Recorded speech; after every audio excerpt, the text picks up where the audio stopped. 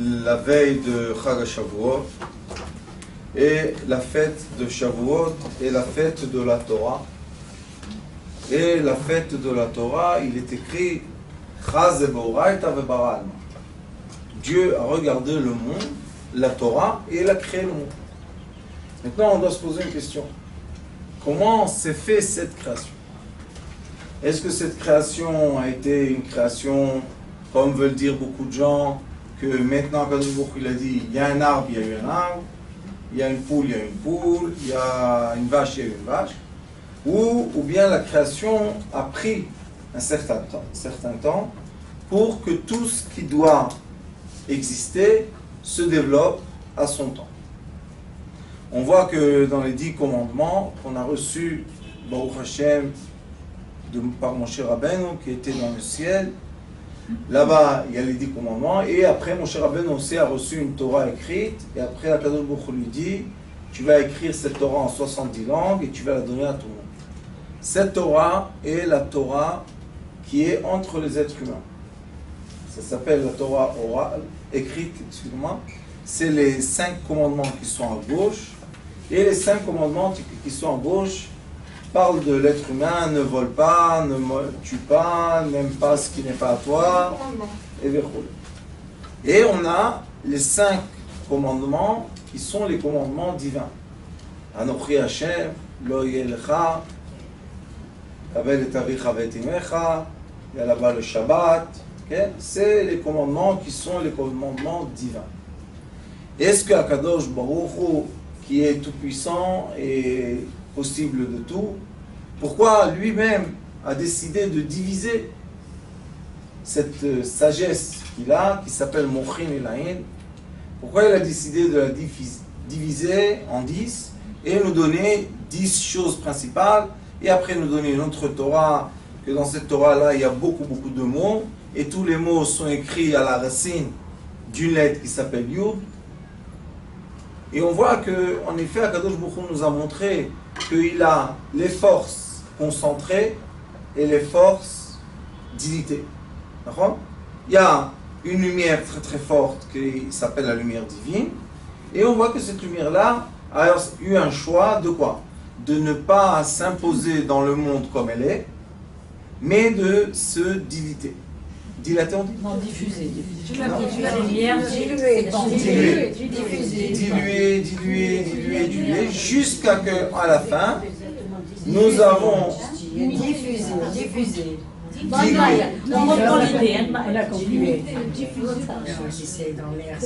On a compris déjà. Et cette sagesse, comme elle a été...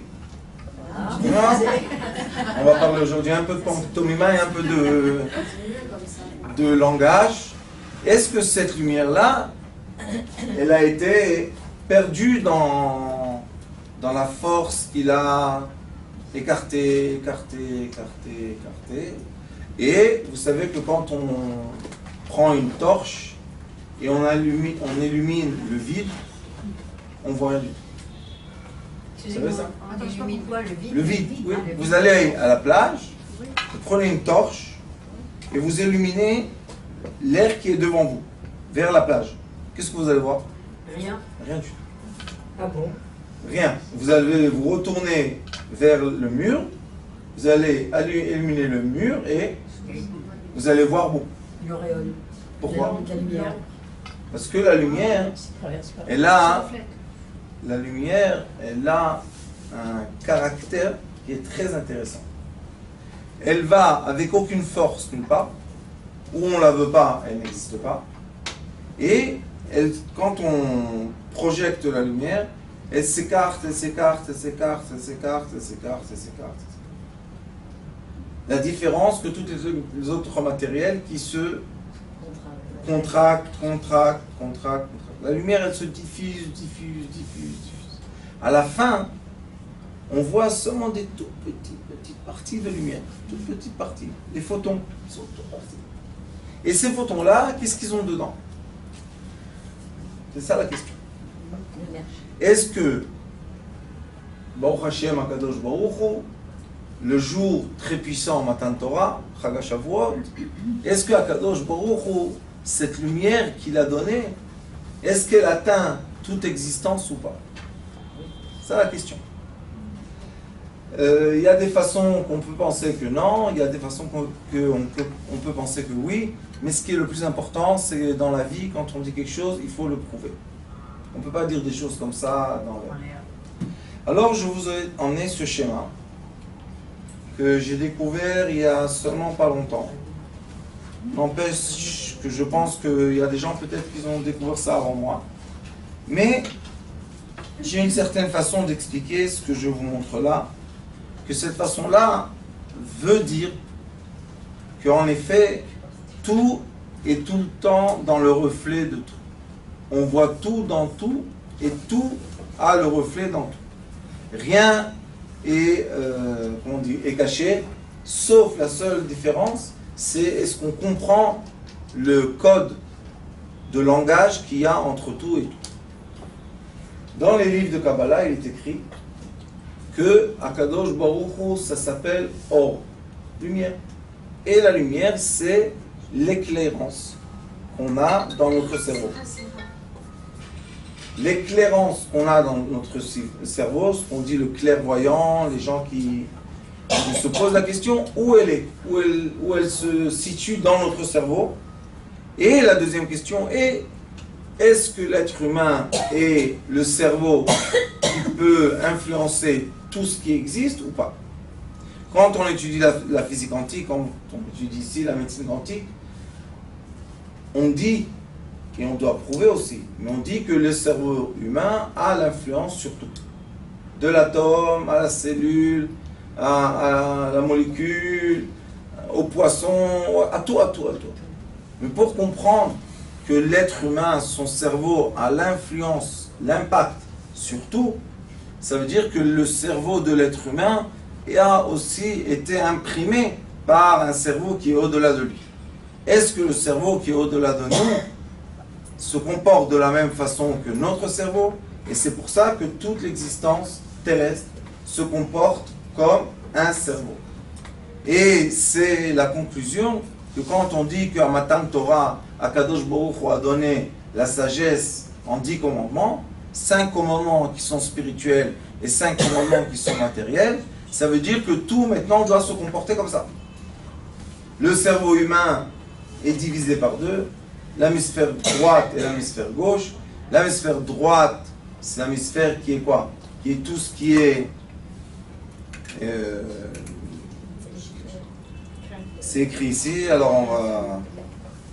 sensible, créativité, imagination, unition, tout ce qui est créativité, imagination, intuition.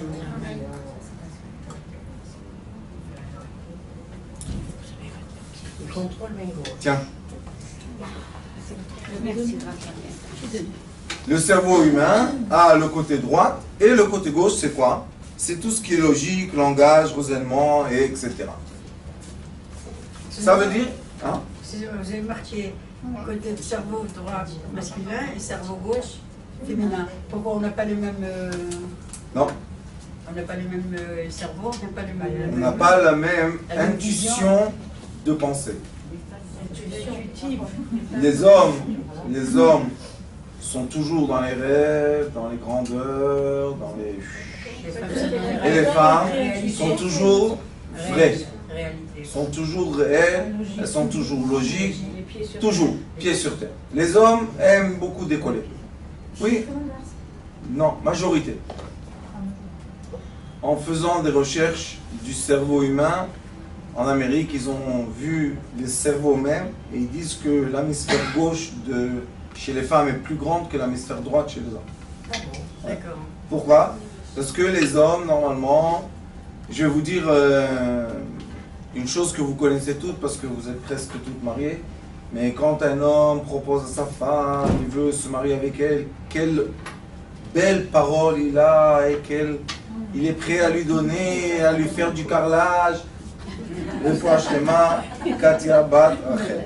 Hein? Il est prêt à faire plein de choses pour elle et à la fin, après le mariage, des fois il reste chômeur.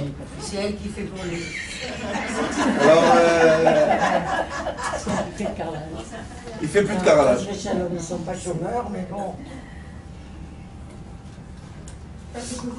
Alors, pourquoi? C'est quoi? Alors, ce que on représente ici, c'est ce qui est dans la psychologie aussi moderne, même d'après la Torah, c'est que les femmes sont du côté gauche. Pourquoi? Parce qu'elles sont créées leur corps en récipient. Et les hommes, c'est du côté droit parce que leur corps est créé en... Là, c'est à l'intérieur. Oui, lui, l'extérieur, elle est l'intérieur. Quand ils sont ensemble, l'extérieur, et il est quoi? Il est tenu... Il est tenu par l'intérieur. C'est comme ça la vie, qu'est-ce qu'on peut faire? Alors c'est pour ça que ça marche un peu comme ça. Donc, dans le jour de Matan Torah, Akadosh Baruch Hu, qu'est-ce qu'il a vraiment donné? Il nous a donné comme une clé qu'on va dire qui est universelle. Bientôt, Bezrat Hashem, j'espère après Chag Shavuot, ceux qui lisent l'hébreu, je vais faire sortir un livre. J'ai ramassé de beaucoup de livres l'identité de l'être humain vis-à-vis du corps de l'être humain, vis-à-vis du tabernacle, vis-à-vis du Beth Amikdash, vis-à-vis de la terre, comment tout est représenté dans le cerveau humain, et le cerveau humain représente tout. Donc on voit que même quand on a reçu la Torah, Moshe Rabbeinu a reçu 2 pierres de Torah, pas une. Ça veut dire qu'il y a une pierre qui disait tout ce qui est spirituel, masculin, et une pierre qui disait tout ce qui est matériel, féminin. C'est le côté droit et le côté gauche. Lo, c'est où? Gauche. Gauche de la Torah, lo ta'aseh, lo tirtzach, lo tignov, lo tachmod. Lo. C'est quoi lo en hébreu? Non. C'est quoi non? Barrière. Jusqu'à là. C'est quoi une femme? Le récipient nous donne les limites. C'est pour ça que les hommes sont heureux d'avoir une femme. Parce que la femme les limite. Il faut savoir comment le faire. Vous êtes toutes très intelligentes. Mais ça sera un autre coup.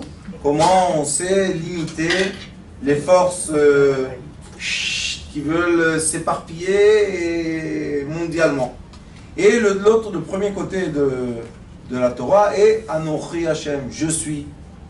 Lo yelecha elokim achirim al panai. Toujours il y a une certaine présence, que cette présence-là, c'est la présence masculine qui représente aussi l'homme qui a toujours les rêves, qui sont toujours très grands, qui veut faire des affaires, etc. Et à la fin, les résultats ne sont pas tellement grands comme les paroles de l'être humain. Alors ici, on voit dans ce schéma que le cerveau humain, on a l'habitude tout le temps qu'on le montre comme ça. On lui dit le cerveau humain est comme ça. D'accord? Toujours on nous montre le cerveau humain comment? Droit, vertical. Mais maintenant, si on tourne le cerveau humain horizontal, maintenant on commence à comprendre beaucoup de choses. Comme le côté gauche est en bas et le côté droit est en haut, maintenant on a mis le cerveau humain et on l'a imposé ou on l'a imprimé sur l'atome, sur la molécule, sur la cellule, sur l'os, sur les minéraux, sur les végétaux, sur les volailles, sur les poissons, sur les mammifères. Et on a vu que tout ce qui est en bas de ce monde est, non, de quoi, Rabban? De côté? Oui. Tout ce qu'il y a dans ce monde terrestre ressemble d'une façon, on va dire un peu, je sais pas, moi quand j'ai compris ça, j'étais quelques jours étonné un peu parce que tout s'arrange d'un coup. On reçoit une sagesse qui arrange tout et on voit qu'il y a l'imprime, on dit imprimant, l'impression d'un cerveau sur toute l'existence terrestre. Pourquoi ça m'a choqué un peu? Parce que quand vous regardez l'horizon, vous avez au milieu, vous avez la ligne, et on voit que tout ce qu'il y a en bas, il y a en haut. C'est le reflet. Mais tout. L'eau représente tout. et on a un trait d'horizon. Dans le cerveau aussi, on a un trait qui sépare le haut et le bas. Et comme dans ce monde-là, quand on regarde l'horizon, tout ce qui est en bas, c'est du liquide et de la terre. Tout ce qui est en haut, c'est des couleurs et du ciel. D'accord ? Ça, c'est ici. Après, on a ce médaillon que je vous ai dit beaucoup de fois, qu'il a des puissances très fortes. Ça, le médaillon de... Et ce médaillon-là, si on le met exactement au milieu, on peut le couper en deux. Et on voit que tout ce qui est en bas est en haut. On monte en haut. Ça, c'est notre cher ami Chai qui m'a dit, Rav, c'est pas seulement en bas, c'est en haut aussi. Je lui dis, montre-moi.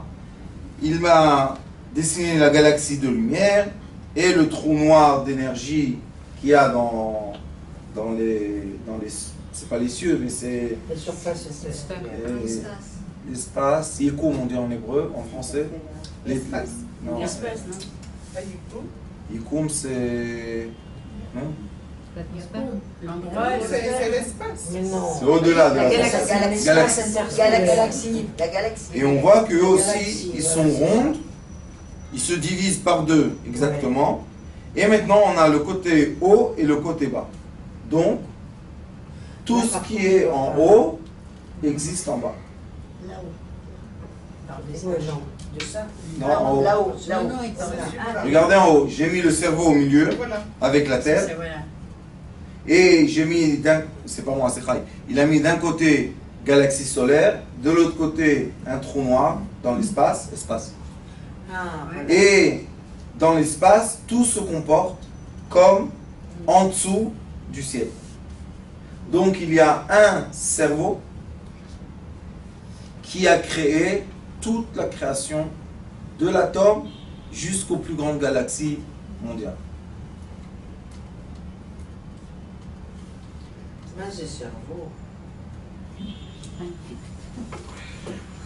Maintenant je vois que les jetons commencent à descendre et la tête, tac, tac, tac, tac, tac, tac. Quoi? Si c'est les poupées russes, non? Non, mais excusez-moi. Mais finalement, si on regarde bien là, ces dessins, ces trucs-là, bon là, c'est comme ça. Mais ces dessins-là, en fait, on a les deux parties, les deux côtés. Dans tout. Ah oui, puisqu'on a le bas et le haut, en fait.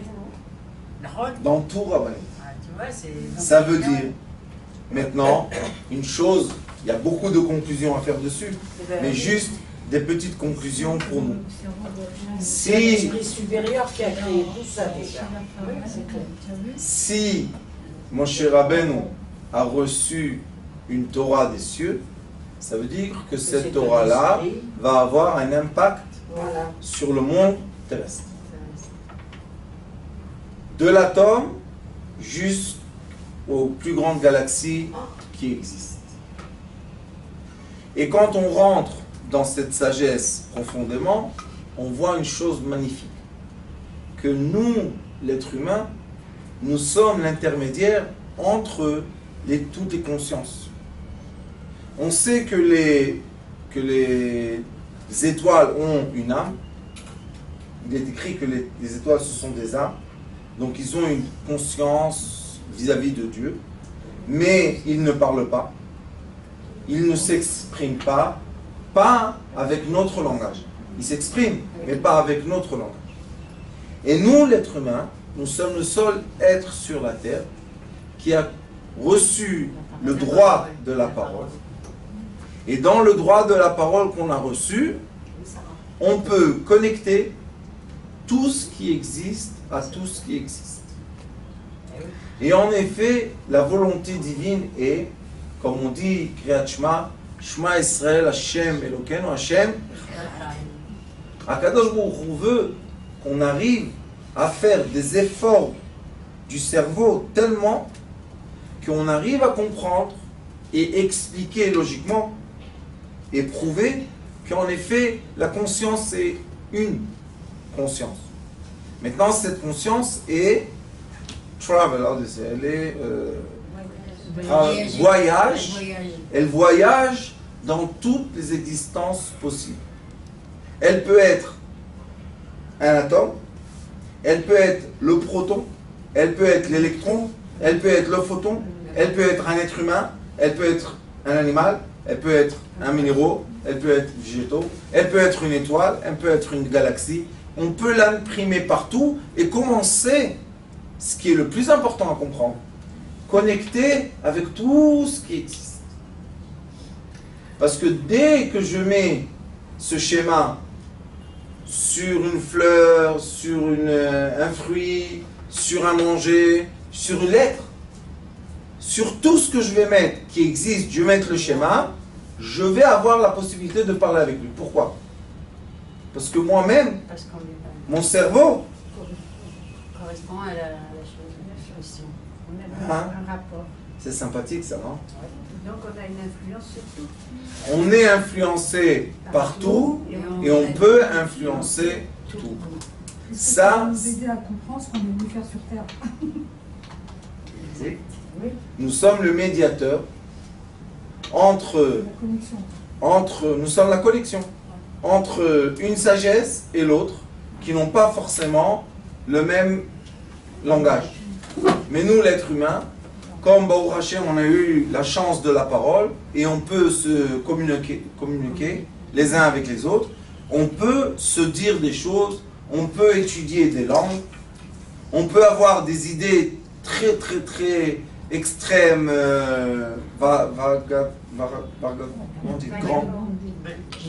gigantesques, et on peut parler avec une petite fourmi. Un être humain avec son même cerveau, il peut inventer l'Internet, qui est une invention miraculeuse. Et de l'autre côté, il peut avoir une difficulté de manger une glace. Le même être humain. On se dit, mais d'un côté, tu es un génie. Vous savez, les gens, professeurs, ils vous disent des équations de... Tu te dis, oh! Et à la fin, on lui dit, monsieur, pourquoi vous êtes dans une dépression? Parce que mon chat, il veut plus manger. Alors on se dit, qu'est-ce qui se passe ici? Ça va pas la tête? Ça va très bien la tête. Exactement. La tête va très bien. Pourquoi? Parce qu'il se comporte exactement comme notre tête est créée. Il y a un côté droite qui est un côté super grand, et il y a un côté gauche qui est un côté étroit, qui veut dire, je veux formaliser tout ce qui est autour de moi. Je veux transformer toute sagesse en forme d'étude, en forme de logique que je puisse comprendre.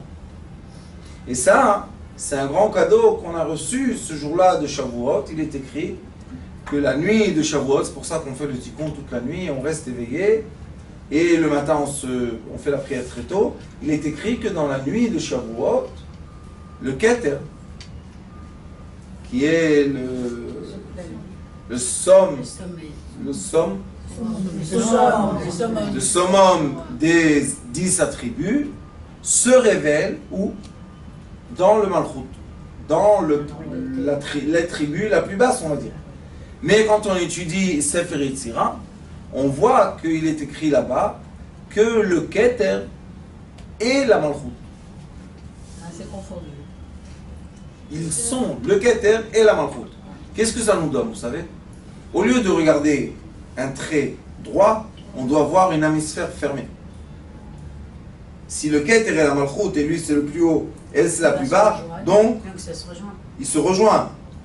Et comme ici il y a des sphères, alors il ne peut pas les dépasser. Qu'est-ce qu'ils font? Autour. Ils se joignent comme ça. Ils se contournent. Ça veut dire que ce monde-là est rond, pas par hasard. Il y a une bonne raison. Et qu'est-ce que est le Keter? Le Keter est, ce que je vous ai dit, la lumière qui s'est diffusée par le Chokhmah, diffusée. Et à un moment, si cette lumière n'aurait pas été captée dans un récipient qui s'appelle Bina, on aurait perdu la signification de cette lumière.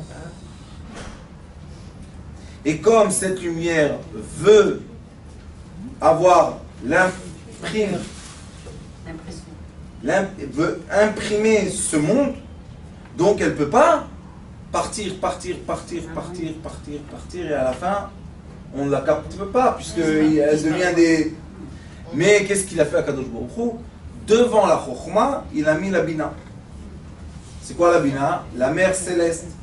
Et la mer céleste, c'est un puits avec des limites. Alors il a dit à la sagesse céleste, quand tu veux t'exprimer, exprime-toi pas dans le vide. Tu dois t'exprimer dans la Bina. C'est pour ça que chaque homme dans le monde, quand il veut exprimer ses pensées qui sont très très très très larges, il doit les exprimer dans des limites, sinon les gens n'arrivent pas à capter et n'arrivent pas à acheter cette marchandise. C'est une marchandise qu'on ne peut pas concrétiser. Concrétiser. On ne peut pas concrétiser. Alors à quoi ça sert cette sagesse? Mais si on arrive à transformer une sagesse à quoi? Une réalité, alors cette sagesse est très valable. On peut la vendre, on peut l'acheter, on peut l'utiliser. Regardez, on a tous les petits portables à iPhone. Et dans l'iPhone, il y a plein de sagesse. Ça n'arrête pas tous les jours. Et les gens disent, c'est dangereux, c'est pas bien, c'est pas bien. C'est pas bien parce que toi, tu n'utilises pas bien. Mais c'est très très bien aussi. Si on l'utilise comme il faut, c'est très très bien. Au lieu de se perdre avec un taxi ou dans un bus, on ne sait même pas comment demander au chauffeur où arrêter, on rentre dans l'application et on voit où il s'arrête, ça nous parle en français, on s'arrête à la gare qu'il faut et ça va, on n'a pas perdu une journée à se perdre. Et dans plein de domaines, on voit que ça nous aide beaucoup. Sauf la question est, comment on applique la sagesse céleste? C'est pour ça que Akadosh Baruch Hu a dit à Moshe Rabbeinu, dans les premiers Luchot Abrit, dans les premières pierres, c'était des pierres célestes et l'écriture céleste. Et Akadosh Baruch Hu a vu qu'on ne peut pas supporter ça. Quand il a fait trop de Kedusha, il y a eu le Vaudor. Donc le monde n'a pas supporté quand le monde céleste s'imprime dans le monde terrestre. Il va recevoir une lumière négative qui va le mettre en équilibre. La lumière négative est quoi? Et le mal. Mais le mal n'existe pas. C'est juste des forces qui n'arrêtent pas de nous mettre dans l'équilibre. D'accord? C'est tout le temps. Après, qu'est-ce qu'il a dit à Moshe Rabbeinu? Dans les deuxièmes tables, il lui a dit, emmène-moi de la pierre de la terre et je vais écrire dessus dans le ciel. Ah, maintenant, c'est ça, il n'y a pas de problème. Mon cher Rabbeinu, tu m'emmènes ce qui est terrestre, j'imprime le code céleste et tu fais descendre en bas. Et là, tout le monde est content. Pourquoi? Parce que nous, les êtres humains faits de la terre, on n'arrive pas à comprendre dans notre cerveau ce qui est seulement lumière, puisqu'on est moitié terrestre et moitié céleste. C'est pour ça que vous avez eu raison quand vous avez regardé tout à l'heure. Vous avez dit, alors tout a un bas et un haut. Bien sûr que tout a un bas et un haut. Et tout aussi a quoi? A des polarités. Tout ce qui a polarité, ça veut dire on a toujours le nord et le sud. On a le plus et on a le moins. Hein? C'est quoi ça? On a le plus et le moins. On a le haut, on a le bas. On a le positif, on a le négatif. Est-ce que positif et négatif veulent dire quelque chose de mal? Non. Le positif et négatif, c'est juste un nom qu'on a donné à deux polarités. On pourrait l'appeler orange et, je sais pas, abricot. Chacun fait ce qu'il veut. Chacun avec son rôle. Mais ça ne veut pas dire que c'est pas bien. Ça, je veux juste dire qu'il y a eu un langage céleste qui s'est imposé sur ce monde et on arrive à utiliser ce langage pas mal pour arriver à se contacter, à être ensemble, avoir des enfants, créer des familles. Baruch Hashem. Mais en mathématiques, par exemple, plus pour moins, ça fait moins, mais quand on fait moins, plus moins, ça fait plus. Donc, Plus c'est par un plus rapport. égale moins. Oui, tout ça, madame. C'est un rapport. Oui, c'est un rapport. Tout ça, c'est un rapport, puisque le haut, le bas, le comment dire, il y a une Mishnah qui est Masechet Chagiga. La Masechet Chagiga, c'est une Mishnah qui parle un peu de choses célestes. Il n'y a pas beaucoup de Mishnayot qui parlent un peu dans les cieux. Et là-bas, la Mishnah dit qu'il y a la sagesse de Bereshit, qui est une sagesse qui est égale, Beshnaim, Bereshit, Lomdim Beshnaim. Ça veut dire qu'il y a toujours une équation qui a au milieu égalité, et l'égalité est un signe de deux traits. Pourquoi deux traits? En haut et en bas. Égal. S'il fait deux traits, pourquoi tu dis égal? Parce qu'il représente égalité entre deux, le bas, le pôle nord, pôle sud, l'est et l'ouest, tous s'égalisent partout. Ça, c'est la mathématique. Après, il est écrit il y a une sagesse qu'on peut étudier seulement seul. Mais même quand on étudie tout seul, est-ce qu'on étudie avec notre cerveau ou pas? Oui, on utilise le cerveau. Mais si on a étudié une sagesse tout seul et on n'arrive pas à la faire entrer dans une équation pour l'enseigner aux autres, mon Rav, Morichaim Zatzal disait que cette sagesse-là n'est pas valable dans ce monde. Pardon, si on a étudié une Si on reçoit une sagesse, oui. et cette sagesse-là, j'arrive pas à la concrétiser et la transformer, non, à la transformer en une équation égale, Ah, à une équation. d'accord? Alors je ne peux pas l'enseigner. J'ai compris. Ok.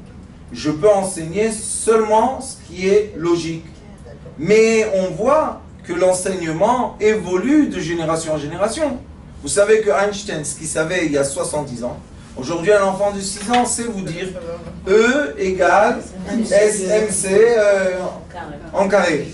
Avant, les gens, pour eux, c'était, il a reçu prix Nobel. Imaginez-vous aujourd'hui combien de prix Nobel on devait donner pour cette équation.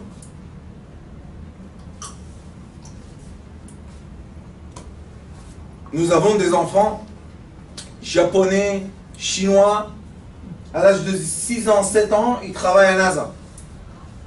Déjà, ils programment des ordinateurs que nous, on ne sait même pas qu'ils existent encore. Eux, déjà, ils les programment. C'est quoi ça?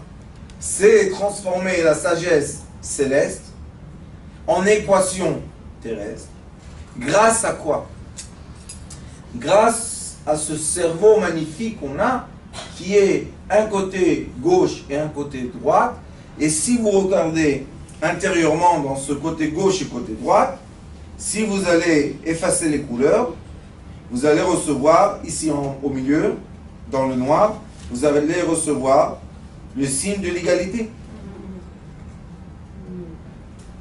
Maintenant, se pose la question, où passe le savoir qui est égal? Comment on dit?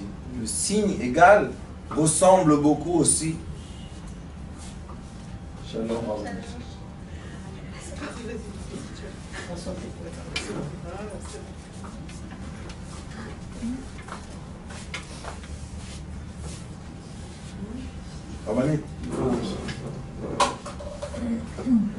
Le signe de l'égalité ressemble, si vous faites attention, à un pont. On ne peut pas un pont. Il a deux côtés, le pont il a toujours deux côtés, et on roule au milieu. Est-ce que entre l'hémisphère gauche et l'hémisphère droite, est-ce qu'il y a une certaine existence? Ou c'est rien que du liquide? Entre l'hémisphère droit. C'est du liquide, non? C'est du liquide. Mais qu'est-ce qui représente ce liquide? Ah ben, le juste milieu entre les deux. L'équilibre, le pont, c'est l'égal. L'égal peut être seulement quand on est dans un équilibre de deux forces contraires. À la fin, on peut les égaliser, mais au début, elles sont contraires. Le cerveau gauche est contraire au cerveau droit. Alors comment, quand même, ils vivent dans notre tête? Ça devait un sortir de l'oreille gauche et un sortir de l'oreille droite. Mais ça reste. Alors pourquoi ça reste? Mais ça reste, Parce qu'il y a un produit, c'est le cerveau.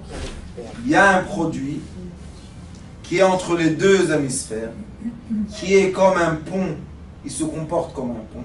Et là-bas, dans ce produit-là, il y a le silence, il y a la paix, il y a l'égalité, il y a, comment dire, je t'accepte, comment ça s'appelle ça?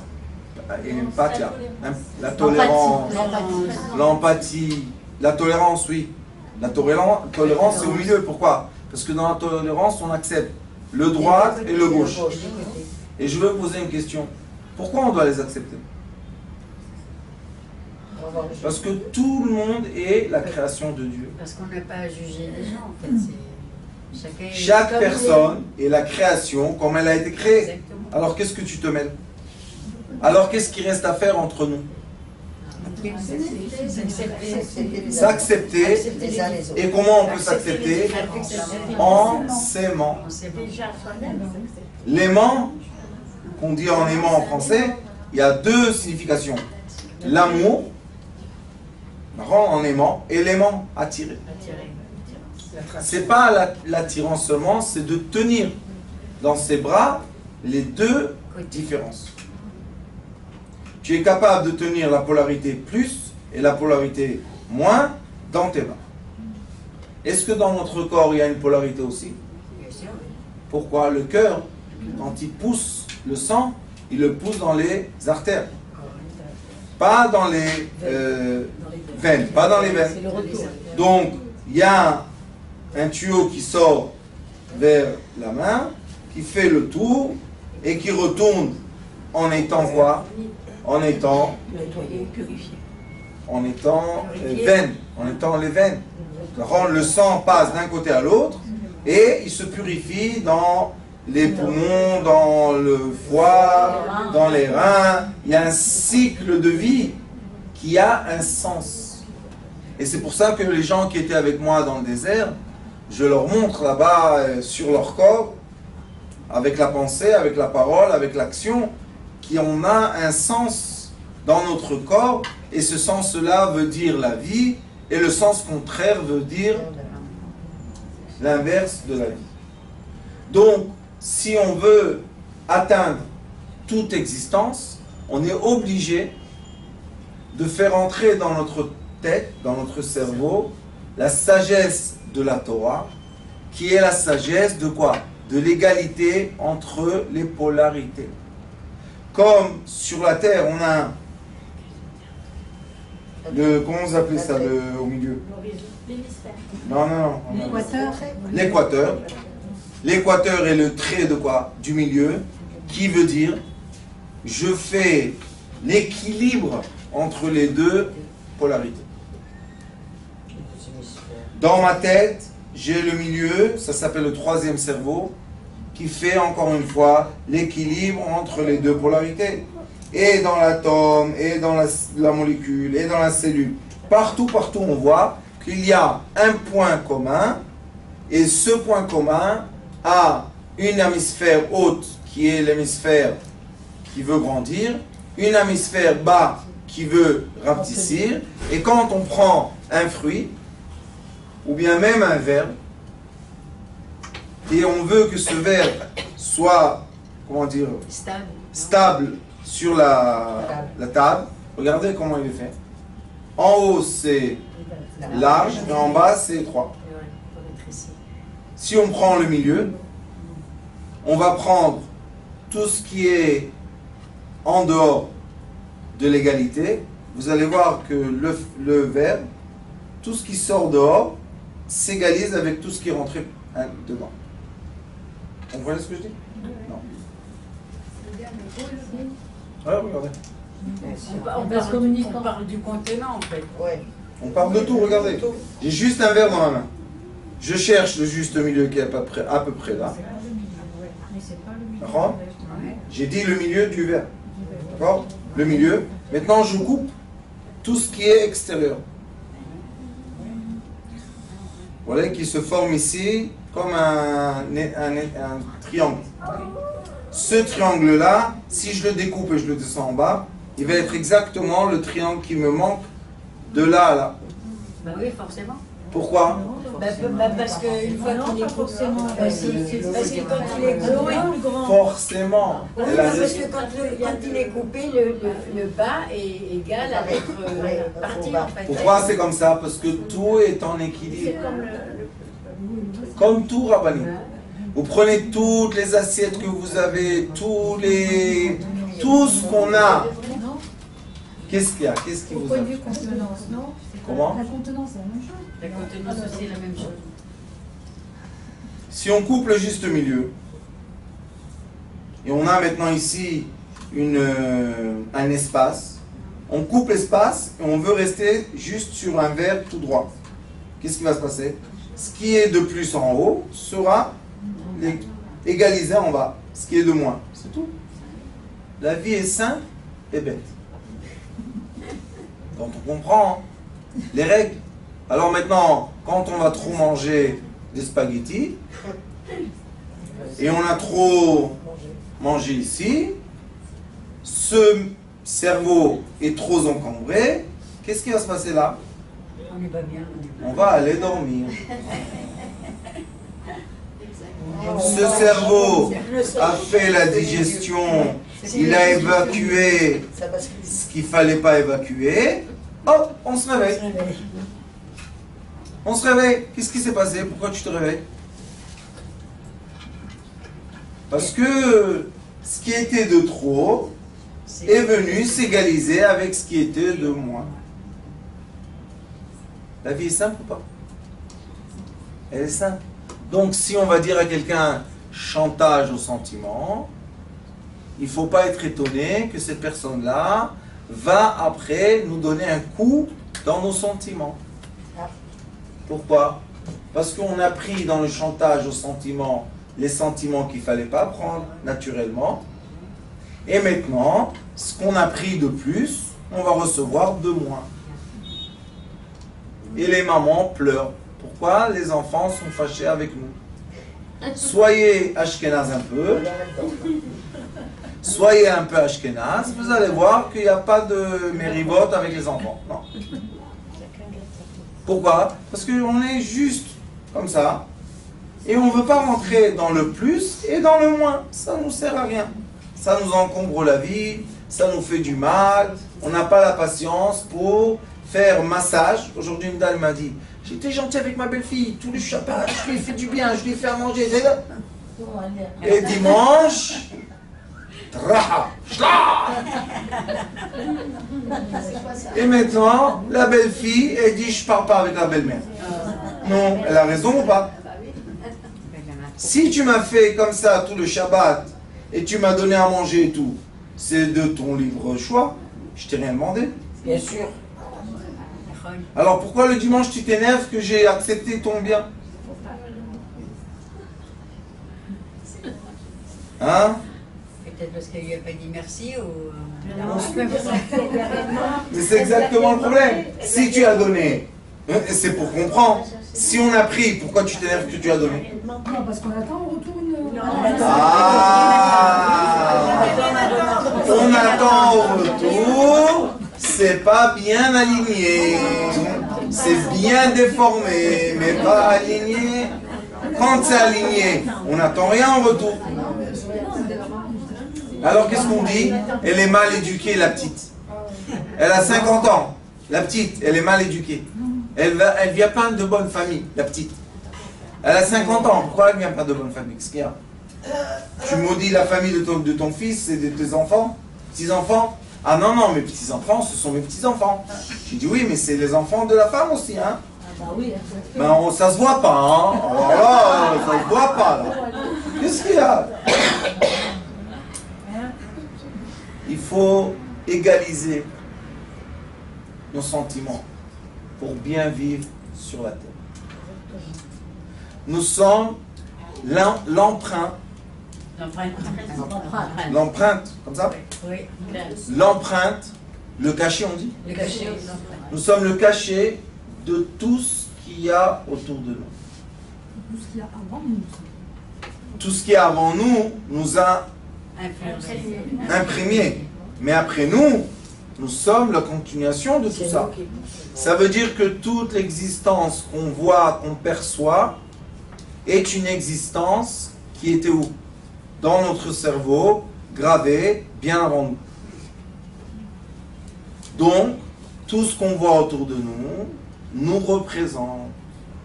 Quand nous, on change intérieurement, tout ce qui est autour de nous change extérieurement. Rav, si par exemple une personne déclenche une agressivité sans le vouloir, sans avoir rien fait, ça veut dire qu'elle est en faute elle-même. Ça veut dire, Baal Shem Tov HaKadosh, Parashat Bereshit dit, c'est pas possible de voir quelque chose qui n'existe pas en moi. Et quand on parle avec les gens des discussions très profondes, on voit que les gens acceptent que tout ce qui est dans leur univers imaginaire se déclenche ou apparaît dans l'univers pas imaginaire du tout. Et après, on crie sur ça. Et par ça, pourquoi tu cries sur ça? C'est déformé. Oui, ton univers est déformé. Oui, mais c'est comme ça qu'il le perçoit, lui. Non. Alors, Oui. pourquoi il crie? Bah parce qu'il a une raison. Il a une raison probablement qui Parce qu'il ne le voit pas. Il ne veut pas le voir. Parce qu'il ne veut pas accepter que son univers est sa réalité. Tout vient de nous. Et chacun de nous perçoit sa réalité d'une autre façon. Maintenant, ça c'est très intéressant. Pourquoi? Parce que si je prends cette bouteille et je la vois seulement de mon côté, dans mon côté, il est écrit en anglais. Alors on dit, eh ben dis donc, hein, ils ne peuvent pas en Israël produire du jus, ils sont obligés de faire importation, et c'est pour ça que l'économie est en... Mais c'est en mode de l'autre côté. Et Rabbanit Nina, elle dit, Rav, qu'est-ce qu'il y a? C'est marqué en hébreu. C'est marqué en hébreu. Je dis, où marqué en hébreu? La bouteille. Je regarde encore une fois, je vois de l'anglais. Je dis, Rabbanit Nina, à ton âge, lunettes. Elle me dit, non, non, vraiment, j'ai pas besoin de lunettes. Je te dis, c'est marqué en hébreu. Et on peut se disputer comme ça, des générations et des générations. C'est ce que l'être humain fait quand il ne veut pas croire ou comprendre que notre cerveau est créé pour unir l'existence et non pas pour la séparer. La preuve que dans une tête qu'on a, qui nous équilibre notre vie, on a le côté droite et le côté gauche qui sont complètement à l'opposé l'un de l'autre. C'est le pôle nord, le pôle sud, c'est la polarité plus, la polarité moins. Alors au lieu de dire non, non, non, non, non, on doit utiliser le cerveau et le dire oui, oui, oui. Rabbanit Lina, je tourne la bouteille, et je veux regarder ce que toi tu vois. Et quand je tourne la bouteille, qu'est-ce que je vois? C'est écrit en hébreu. Oh oh. Alors pourquoi tu as crié des années que ça n'existe pas en hébreu? Parce que tu as reçu des calories de Yetzer Hara ou Yetzer Tov, et au lieu de les utiliser de façon positive, tu les as utilisées de façon négative. Quelle est la façon négative d'utiliser les énergies? C'est se séparer. Quelle est la façon positive d'utiliser les énergies? C'est s'être unis. L'union. Tout le temps, rapprocher tout. Jamais écarter et séparer. Tout le temps, rapprocher les choses. Et quand les choses sont proches, il y a un vocabulaire, il y a une connexion. La connexion fait la force. Cette force-là, c'est une force qu'on a besoin, c'est une force vitale. D'accord? Si on a besoin de cette force vitale, donc notre cerveau est le cachet de toute l'existence qu'on va percevoir réellement. Et aussi est le cachet de toutes les existences spirituelles qui nous ont été avant nous. Ils nous ont précédés. Alors maintenant on peut comprendre pourquoi le cerveau est rond. Parce Parce que la Terre est ronde. Et quand les hémisphères sont ronds, tout point touche tout. Vous savez, le rond, c'est le seul, c'est la seule forme géométrique que tout point touche tous les points. Parce que, marrant, et toutes les autres, il y a des, comme ça, il y a des cornets. Des cornes? Des angles. Et les angles font que cette énergie va par là, cette énergie va par là, et ils ne vont jamais être ensemble. Mais dans le rond, tout touche tout. Alors c'est pour ça qu'on doit savoir. Erev Chag HaShavuot, qui est la fête de Kabbalah de la Torah, on est dans le monde de la Malchut, qui est le monde de quoi? Terrestre. Et le monde de la Malchut représente le monde céleste du Keter. Ce qui est le plus bas, l'atome, représente l'atome est créé exactement comme quoi? Comme l'univers, comme la galaxie, notre galaxie de notre soleil.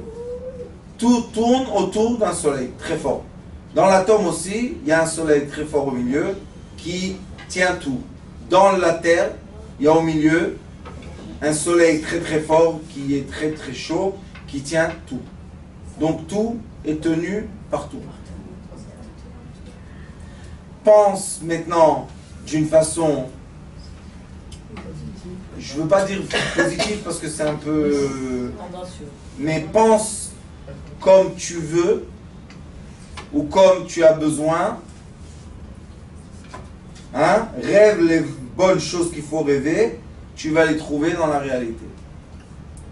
Tu rêves, tu navigues dans un espace qui est négatif, tu vas recevoir un monde négatif. Mais comme il y a un pont au milieu, tu peux toujours passer du positif au négatif et le négatif au positif. Disait mon grand-père, le Cohen Djerbien, il avait les mains comme ça, vous connaissez les mains de Djerbien, grandes comme ça. Alors il disait, mon fils, le juste milieu. Il faisait toujours comme ça l'exemple. Le juste milieu.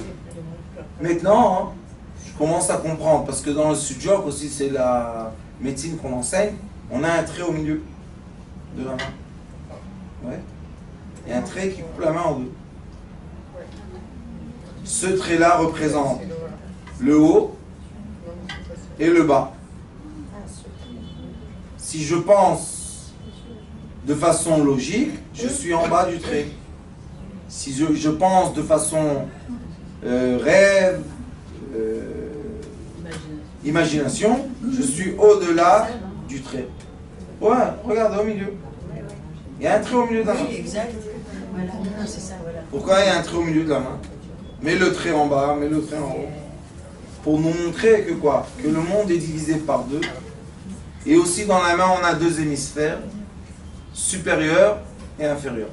J'espère que ce cours de Torah qui explique un peu ce grand secret que Bezrat Hashem va développer ensemble, vous donne la sensation et la, comment dire, un aperçu du monde qui nous entoure, qui veut dire qui est quoi? Le miroir de l'espace qu'on a dans le cerveau sud, nord, excusez-moi.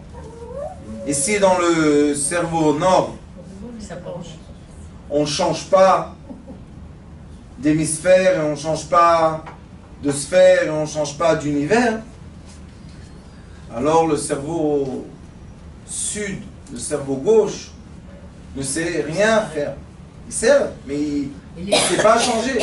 Pour changer, il a besoin de nous qu'on change. Qu'est-ce qu'on doit changer à la racine du changement? La pensée. Après, la parole. Après, l'action. Quand on est arrivé à l'action, disent les sages, 40 jours, tu as fait une action mécanique, elle devient ta nature. Tu ne dois plus faire d'efforts. Ça devient ergen et farlioteva. Alors, est-ce qu'on peut dire qu'il ne nous a pas donné dans notre cerveau toutes les façons pour se transformer en ce qu'on veut? Bien sûr qu'il nous a donné. Toutes nos actions sont la transformation de toutes nos pensées. Baruch Adonai Leolam. Amen.